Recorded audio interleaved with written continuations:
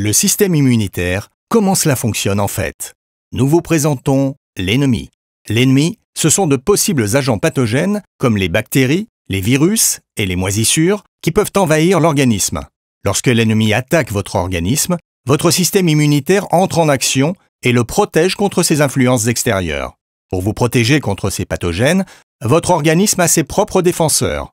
Ensemble, ces défenseurs constituent ce que l'on appelle le système immunitaire. Le système immunitaire se compose d'un très grand nombre de cellules de défense différentes ayant toutes leurs propres fonctions. En gros, il y a deux groupes de défenseurs, le groupe A et le groupe B. Le groupe A est composé des cellules du système immunitaire inné qui, ensemble, forment la première ligne de défense.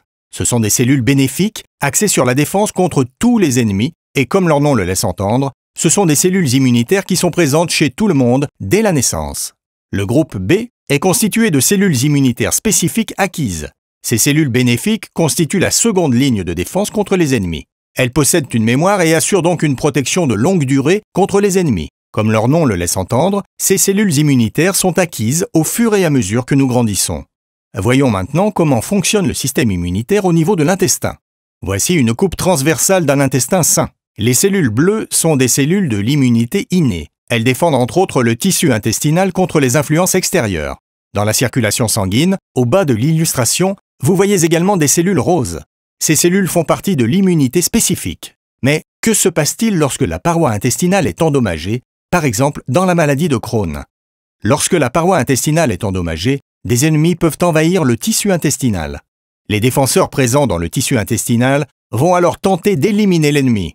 Lorsqu'ils engagent le combat, ils appellent à l'aide d'autres membres du groupe A et du groupe B. Le groupe B quitte la circulation sanguine à l'endroit de l'inflammation et aide ensuite le groupe A à éliminer l'ennemi. La réaction immunitaire ainsi déclenchée peut provoquer une inflammation de l'intestin. Dans une situation saine, la réaction inflammatoire ne dure pas. Elle disparaît lorsque l'ennemi a été éliminé.